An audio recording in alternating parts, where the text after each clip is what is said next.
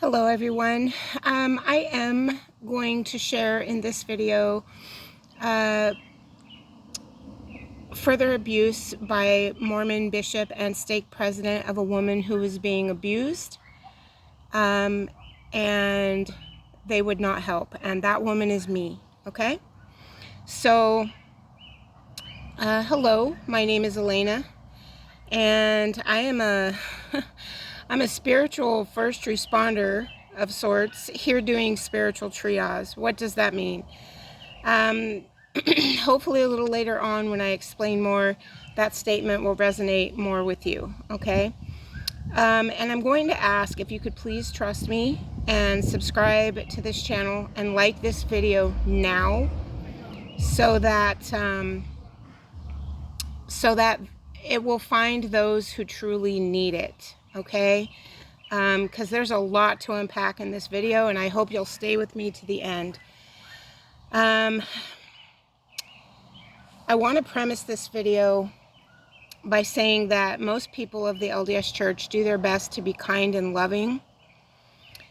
It is their guilt and shame that they have been indoctrinated with, and their deeply rooted programming that is rooted in false teachings and false belief systems that leads them to be overly judgmental of self and others, whether inside the church or without, or within their families. As Mormons, you're taught to obey rules to get to heaven. Like, you're taught that this is the only chance you get, and which doesn't even make sense. And I've had several near-death experiences, so it does not make sense. Just the mere fact that our spirits go on is another life, okay, after this physical one is over. So that's like right off the bat doesn't make sense. And it never did make sense the 28 years I spent in the church, okay? But anyway, it's their false belief systems that leads them to be overly judgmental. Not all of them are on the surface, but inside they're always struggling with their own guilt and their own shame over, oh, am I going to be, the internal voice, am I going to be good enough?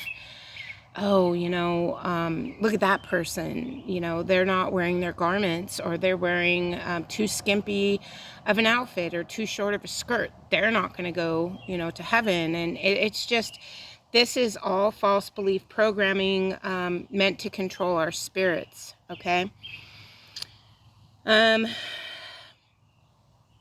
But most of these people, as you can imagine, they've spent their life in the church or were baptized into the church at a very young age.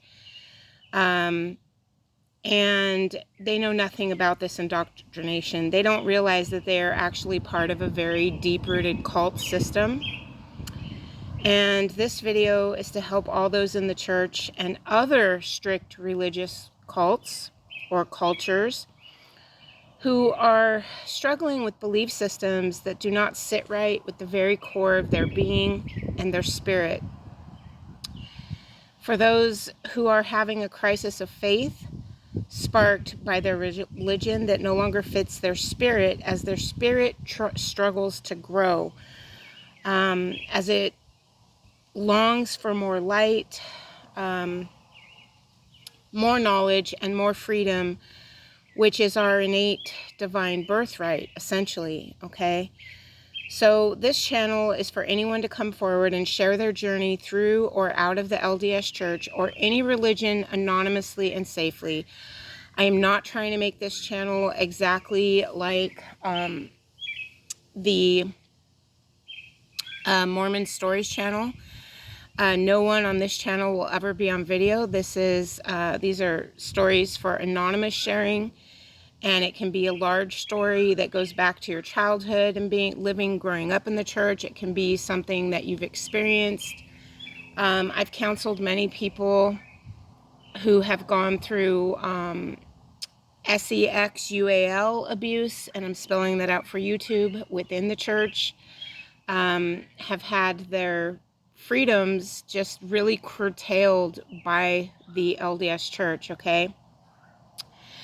But anyway, This channel is for all those people who would wish to come forward, and I hope you do. I will have my email as well as my phone number posted underneath this video for people to reach out to me that would wish to do an interview by phone and have me record it and then enter it on this channel, okay? I'm really trying to help people as things kind of heat up in the world. Today is June 14th, 2025. And I see a lot of what's going on, as I'm sure others do as well. And I really don't want people to give up their freedoms more out of fear and get stuck in basically death camps was what I call them. But they are the places the church is quote unquote preparing for people, you know, if things in the world get really bad, okay? And from what I've seen and the way that I understand it, these are not going to be good places. They will take your food storage. They will take all of your resources that they have been telling you to hoard for decades, okay? They'll divvy them up. They'll require further SHOTS, like, and stringent health requirements for you to get in there. And these places are not going to be good. They're going to be very dangerous, okay? So anyway, and I'll tell you how I know that in a moment. So that's what this channel is for and what it's about. And I really hope people will come forward, because it'll be beneficial for their own individual healing by sharing. But just as importantly, what you share could really help someone else who may be going through something similar, or may have gone through something similar, maybe going through a faith crisis, etc. And it may give them the courage to stand up and take back their spiritual, their soul's sovereignty from a controlling religion, okay? And you can email me or text me with questions as well. If you want to work with me, I've counseled many people since removing my records from the church, and all the different spiritual gifts I've had, I will go into that in a moment as well. But I help people learn to navigate life after church, and help them to learn to have a closer relationship with Christ without a confining religious box, okay? So I would encourage you to reach out. If you're seeing this video and if you've stayed this far, please keep in mind there are no coincidences. It is meant to help you or to trigger you into looking within. This is my story, albeit a very small portion of it. I will start with this experience.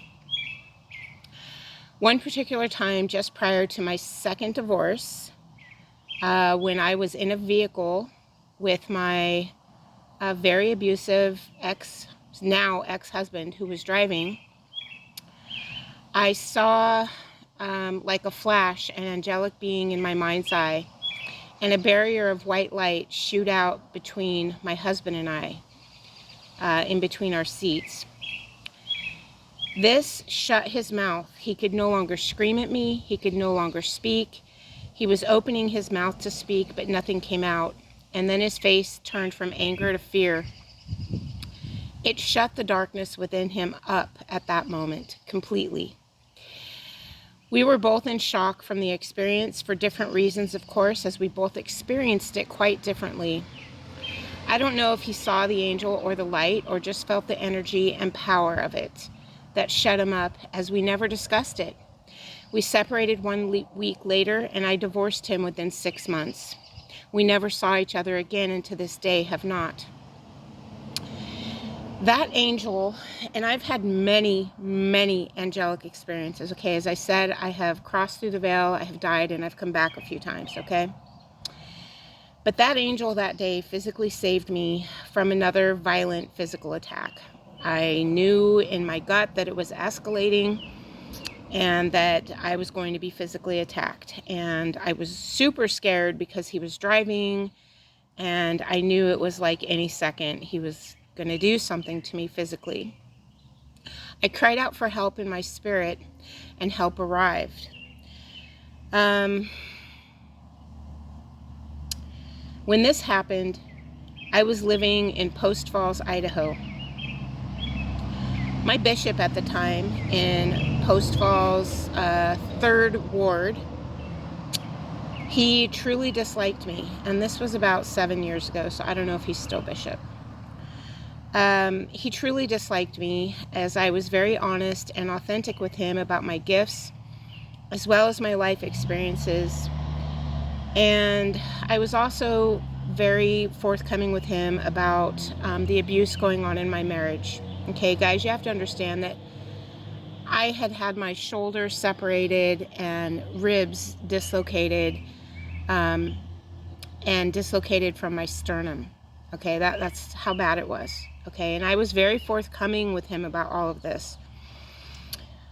And I was also very much questioning his counsel as his so-called patriarchal authority over me. Okay, it didn't sit right because, well, let me keep going. Regardless of the patriarchy of the church refusing to help me financially or even with food, even after being told that my soon-to-be ex was physically and mentally abusive, that bishop told me that he would not help me in any way or counsel me to get a divorce. Okay, let that sink in. Nor would he speak of the subject again with me. He counseled me that he was my spiritual authority, my patriarchal authority, my priesthood authority, and that basically what he said went. Okay? I let him know that his arms were made of flesh, and that the scriptures teach, trust not in the arm of flesh, and that, the last time I checked, his arms were made of flesh, and that I would not adhere to his very off, to say the least, counsel. So I went to my stake president, and although seemingly empathetic, after voicing my concern that this bishop, I'm sure you would, not help other women in similar abusive circumstances, I wanted the stake president to know what happened. I wanted to protect other women in this situation who had been reaching out to the bishop as well, right? And let's face it, most women in the church don't reach out, okay? They don't. They're taught to be subservient, okay? But I wanted the stake president to know. I wanted him to sanction the bishop. I wanted him to make sure this didn't happen to someone else. And although the stake president was seemingly empathetic, he did nothing. He didn't even talk to the bishop. He didn't remove him. He didn't sanction him in any way. He didn't tell him that he needed to help me financially or with even a food order. Like, the bishop even refused me a food order. And I was going through a divorce. I was coming off a very serious illness. I was depressed. And it was a very difficult time. My children stood by me, and together we made it through that awful time and situation financially, okay? We did not resort to asking for help from the state or anyone else. I had been a member of the church for 28 years at that point, a faithful tithe payer, and I really, I was just flabbergasted that I was being refused help, I was in the situation that I was in, okay? I was being left to fend for myself.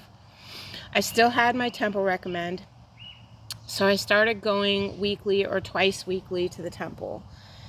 That did not help either. It no longer felt correct. It felt like a cult ritual when I was there. I was having very strong visions of things I won't go into while I was in the temple. And I knew my eyes had been opened, and I knew that it was no longer correct. And I'll go more into that. I know I keep saying that, but I have a lot to go into.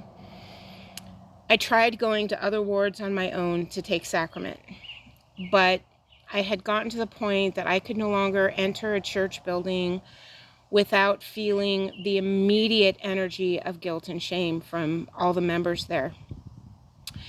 And unworthiness, not my own, mind you, but my spiritual gifts had opened up so completely by this point, and I'd had them since I was a child. The church had really tried to curtail them for 28 years, but I have them, and I had them, and I have them, and they're even stronger now because I've been through a couple more near-death experiences since this all happened, okay? Anyway, I couldn't go into sacrament meeting because I would feel the intense energy and the thoughts and feelings, honestly, of all the people in there. No matter what they looked like on the surface, how well dressed they were, how well dressed their kids were, I could feel the thoughts like, I'm never going to be worthy enough. I'm never going to make it. Oh, look at her over there with her kids and her perfect family. We're never going to have a family like that. It was just this constant, like, I just couldn't do it. So I would sit in the foyer, and I could still feel the intense energy and thoughts of the people within the chapel. And it was so sad. Like, and I realized that what I had been a part of for all these years, that it was just running off guilt and shame energy and unworthiness energy, and that's how they controlled everyone.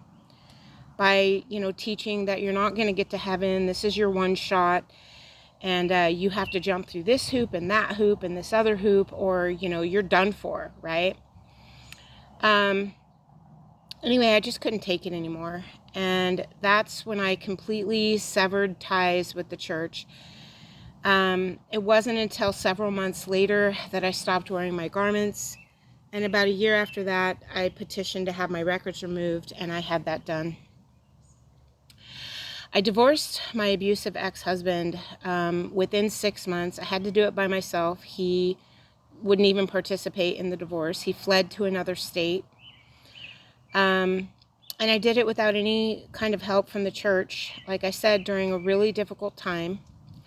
But my angelic team and Christ have miraculously sustained me through that decision, and ever since on my journey of more knowledge, more truth, and more light and connection to my divine origin. Searching for a much stronger connection to my divine origin.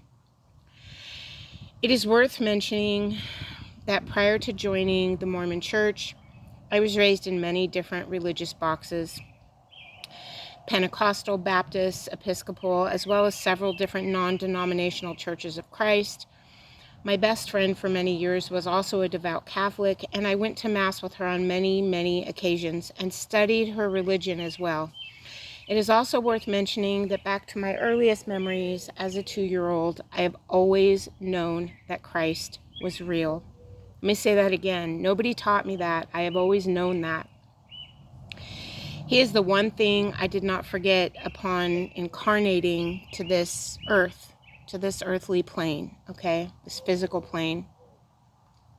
I joined the church at 23 and spent 28 years in the church, serving in many capacities and presidencies, including Relief Society and Young Women Camp Directors, the Presidency for Young Women Camp Directors, primary. I served as a ward missionary. I served on ward councils in the different presidency, and I was a faithful visiting teacher as well.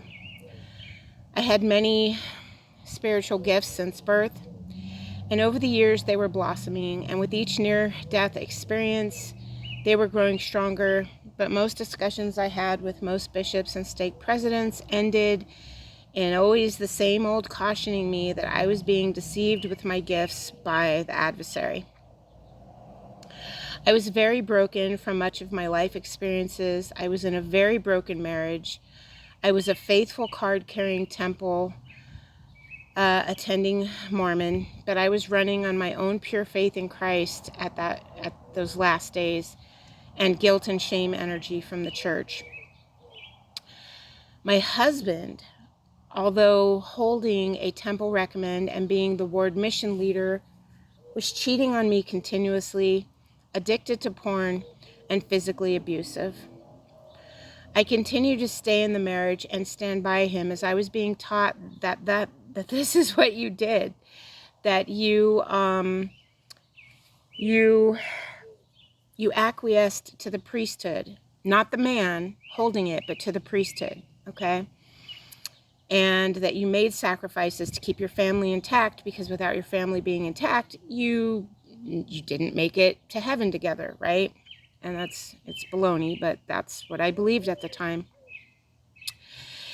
And most regrettably, I made Christ into a weapon of guilt and shame to make my teenage children attend church and seminary and young women and young men's organizations.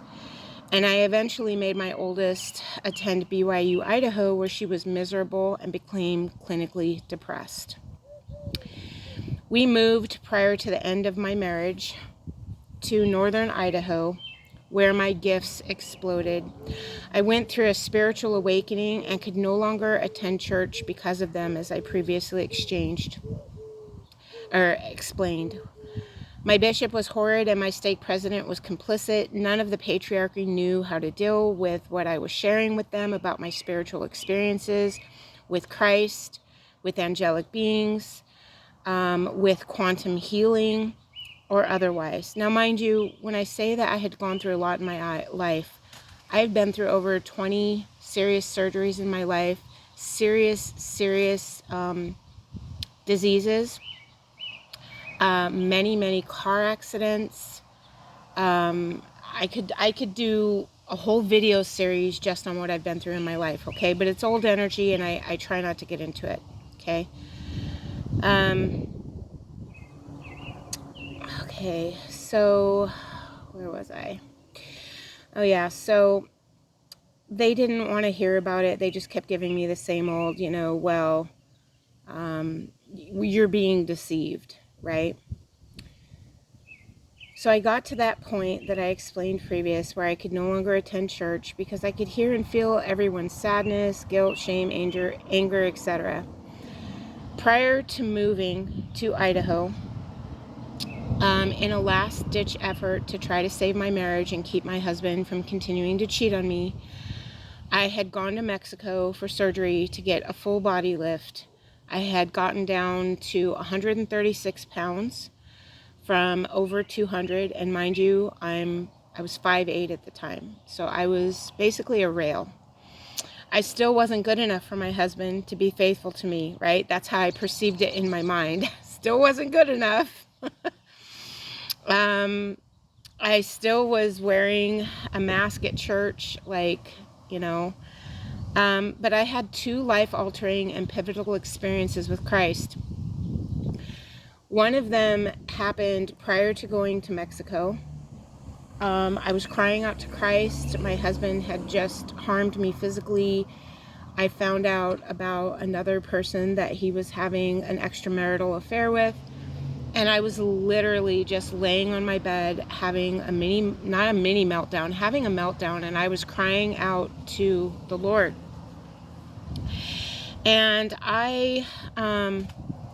all of a sudden, and I spent probably 30 minutes or so in there just crying out with every cell in my body, like every iota of my spirit, I was crying out. And all of a sudden, he was there. I could feel his energy. I heard his voice in my mind. And his voice basically said,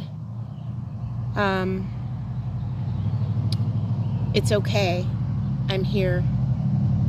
And you have to understand about my gifts, I get downloads, I feel the energy in my heart, I hear the voice, whether it's an angelic being or Christ, okay? And this was just an extremely intense experience. And I was laying there, I was on my hands and knees on my bed, or on my elbows and knees, crying. And I lifted my head up when I heard his voice, and I heard him say, it's okay. And I literally saw the bottom of his robe and his sandaled feet in front of me. Now, at that point, I was amazed. I instantly stopped crying. I felt comfort. And instead of asking him what I should do, my spirit, okay, some people call it their higher self, my spirit literally cried out to him and asked a question that I normally, like, I wouldn't have even come to my mind, right? But the question that was asked was, Lord, what will I be most surprised about when I cross back through the veil and come home? And it was a pivotal and life-changing answer for me. He said, you will be most surprised at how difficult you are making it on yourself. Think about that. You will be most surprised at how difficult you're making it on yourself. Now, in that moment, when I heard those words, I understood at a cellular level. I understood he was talking about the church. I understood he was talking about my marriage. I understood that all that I had been feeling with my spiritual gifts and seeing and vision was absolutely correct, and that I was being controlled spiritually. My soul, my spirit was being controlled by this religious box that was not of God. Okay? And I knew that down to the very roots of my soul. And so that was a very, very life-changing experience. And it was shortly after that. I was still a mess in every which way. I went to Mexico trying to save my marriage. And I had another experience. I went to Mexico and I had this surgery. And it was a full body lift, as I said. I had stitches everywhere. I still have scars to this day everywhere from that surgery. Most of them have faded. But I was in a recovery house. I had nurses. I was in a room by myself. And my husband had refused to go to Mexico with me for the surgery. He wanted me to have the surgery, but he refused to go with me because he was off cheating while I was in Mexico. And I found that out by phone from someone while I was in recovery, okay? So I was really angry at this point. I was so angry, I can't even tell you. I was finally getting angry, right? Because I knew after that first experience with Christ that it was ridiculous. So I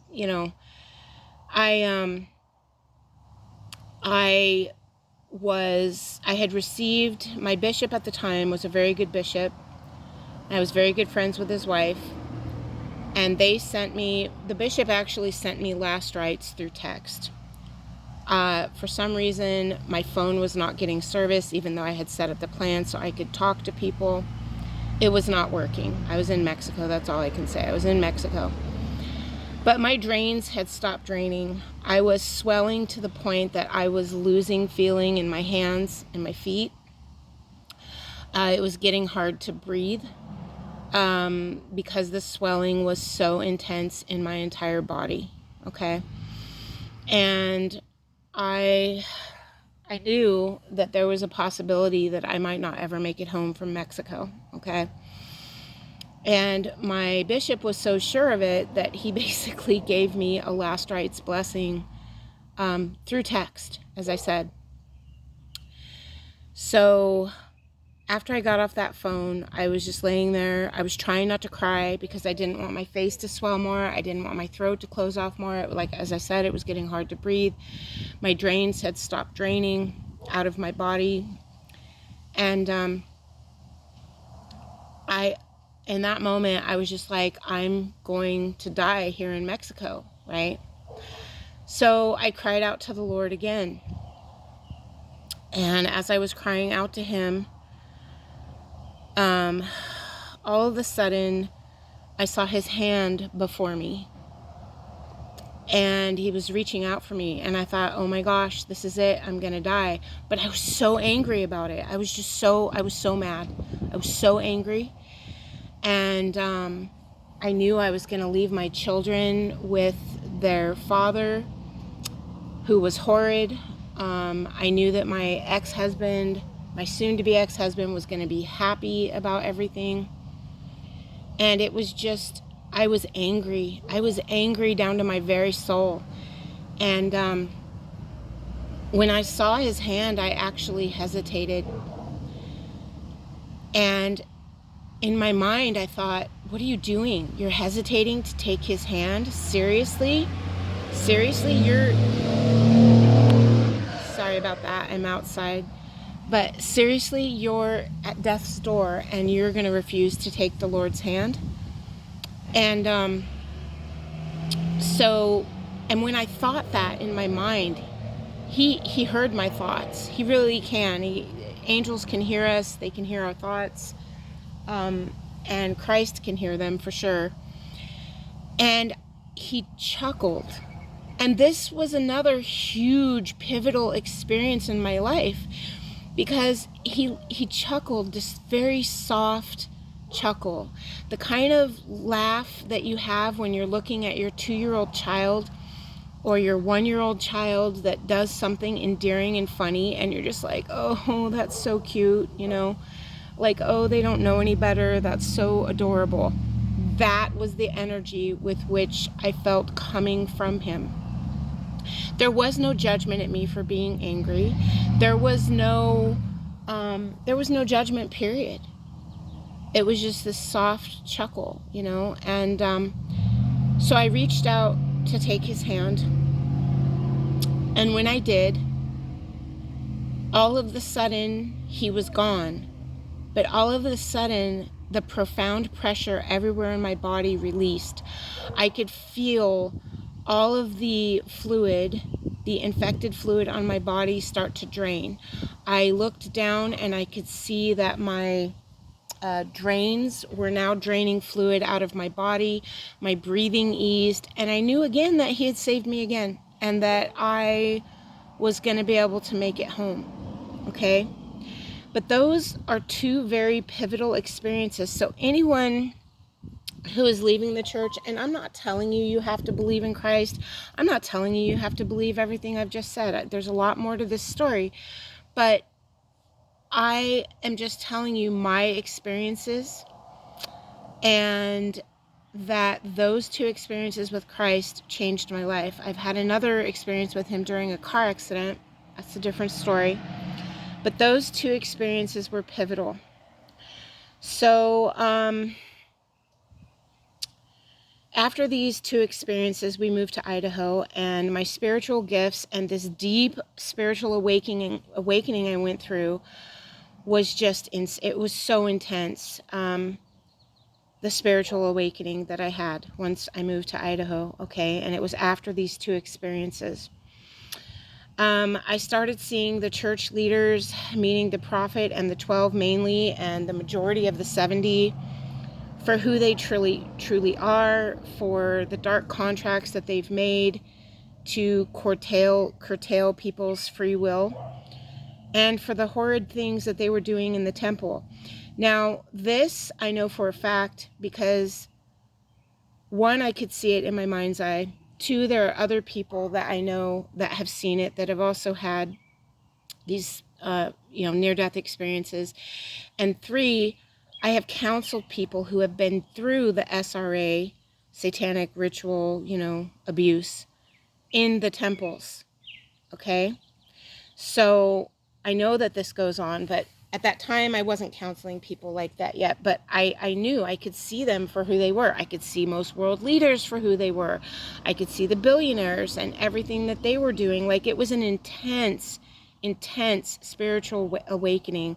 Like, so much of the veil was taken from my eyes, and I could see things that I had never seen before, that I had no way of understanding prior to this, okay?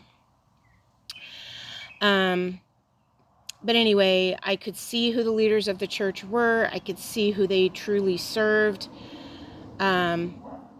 And some of them aren't aware of who they're truly serving, but the majority of them do know, okay? I was awakened to the knowledge of the extreme abuse that goes on in the church, the Boy Scouts, the misuse of tithing funds, the dark rituals being, done in temples. And this is also evidenced by other individuals over the last several years, and even prior to my awakening, who have initiated class action suits as well as individual suits against the church. There's a lot of information out there now about the church, okay? I saw the lies being spewed from the pulpits about a woman's nature and place in the plan. I saw them for what they were. And the most damaging to our spiritual nature and soul that was being taught from the church was that we somehow have to jump through all these hoops and follow all the religious rules, or we're not worthy of divine love and heaven. That we cannot be forgiven for certain things, and that we need a religion to make it home to our place of spiritual origin. And that without religion and rules, we cannot do this, and that we are completely unworthy and doomed. Hence, all the energy I would feel when I would go to church, right? But I'm here to tell you that, put simply, these are lies, pure, unadulterated lies, okay? Since having my records removed, shedding my garments, and my continued spiritual healing efforts from the guilt and shame and unworthiness energy, from self-judgment and judgments of others, I have a pure and joyful, healthy relationship with the divine and all creation now, okay? I find joy in the simplicity of breath, in silence, in the quiet conversations with divinity in my mind, in the simple things really, and the knowledge that I am worthy, as are you, of unconditional love from self, others, and divinity, just the way I am, with all of my glorious flaws, okay? I am learning to love myself, and I am loving humanity regardless of their individual paths that they are currently choosing to walk, as it is all about learning and individual growth on our journeys here on earth, okay? That truly is what it is.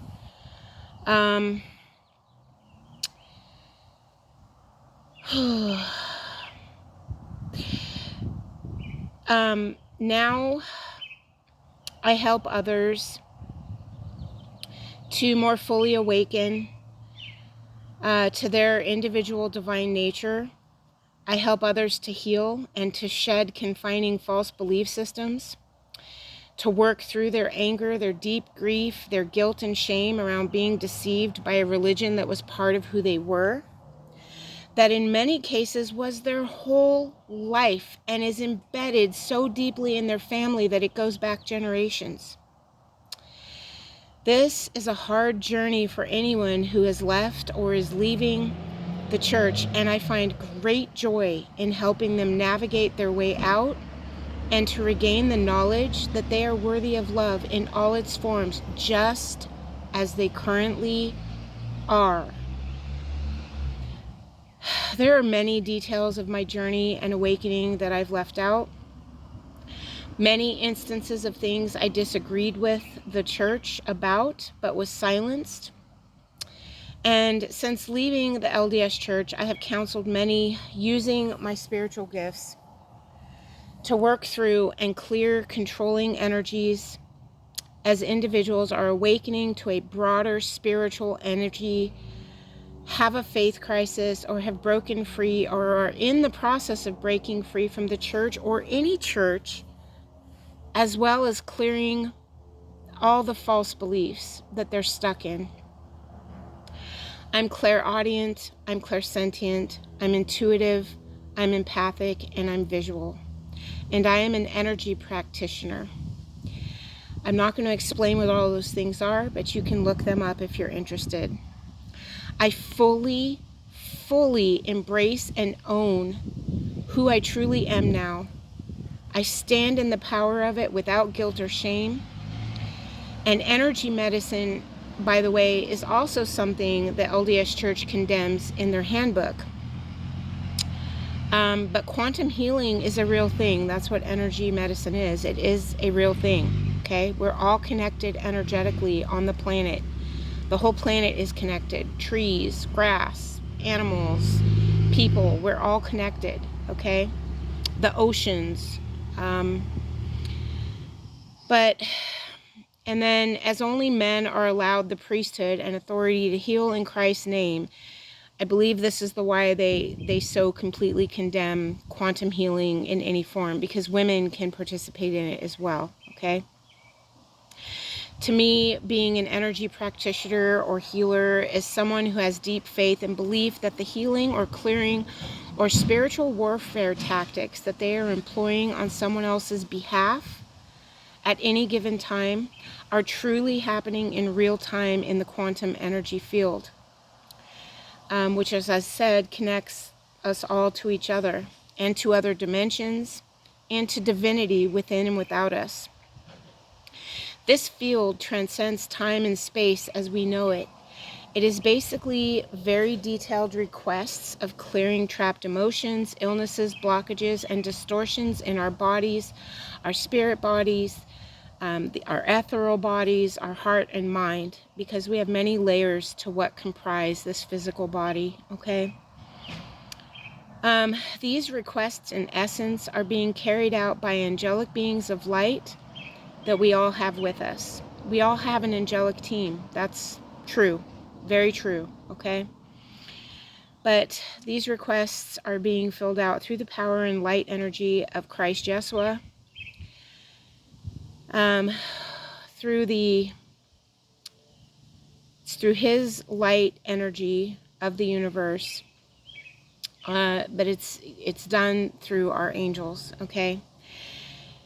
In closing, I would urge those leaving any religion that has professed Christ on one hand but made him very difficult on the other, to not throw him out along with the religious box you are shedding.